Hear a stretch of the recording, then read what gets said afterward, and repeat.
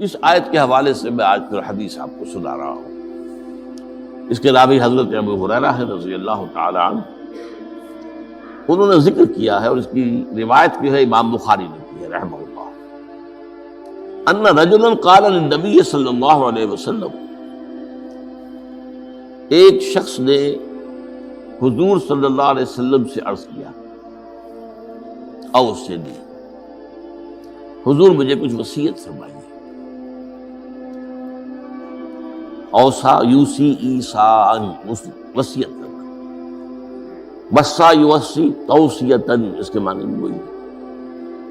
وصا Yossi کے معنی ہو جائیں گے تدریجاً، مسلسل وصیت کرتے رہنا، نصیحت کرتے رہنا. اور ایک ہے ایک مرتبہ آپ نے ایک بات کہہ دی، اوصنی، مجھے وصیت فرمائیے، مجھے نصیحت فرمائیے. قال لا تغضب، آپ نے ایک ہی بات فرمائی، غصہ نہ کیا کرو، مغلوب الغضب نہ ہو جایا کرو کہ غصہ آئے اور تم پر چھا جائے، تمہارے اوپر اپنا غلبہ کرو. فردد مرارا، اب اس شخص کے دل میں شاید کوئی اور بات تھی، اس نے پھر پوچھا، اوصنی حضور، بس کیجیے وصیت کیجیے. آپ نے پھر فرمایا لا تغضب. پھر پوچھا، وہ تکرار کرتا رہا اور حضور نے بھی ہر مرتبہ وہی بات دی. اب اس سے اندازہ ہو جاتا ہے کہ یہ بات کتنی اہم ہے.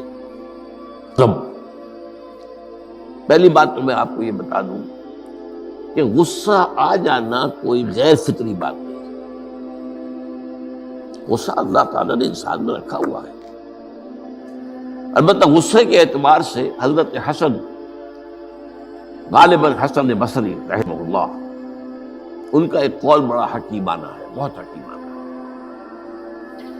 وہ فرماتے ہیں کہ ایک انسان تو وہ ہوتا ہے جو پورا انسان ہوتا ہے، مکمل انسان ہوتا ہے.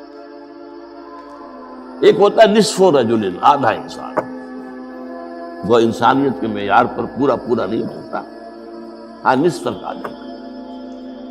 اور ایک انسان ہوتا ہے لیسا برجل، وہ انسان ہوتا ہی نہیں، وہ حیوان ہوتا ہے. پورا انسان وہ ہے جسے غصہ دیر میں آئے اور جلدی رفع ہو جائے.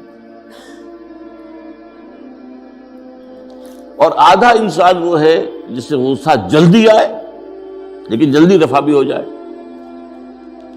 یا دیر میں آئے اور دیر میں رفع ہو. یہ دونوں برابر ہو جائیں گے. جلدی غصہ آیا، جلدی ختم بھی ہو گئے.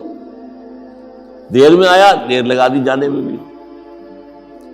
اور جو شخص سرے سے انسانیت کا مستحق ہی نہیں کہ اسے انسان مانا جائے، اسے غصہ جلدی آ جائے اور دیر میں جائے، تو وہ اصل میں پھر انسان ہے، وہ اخلاقی اعتبار سے پورا انسان کہلانے کا مستحق.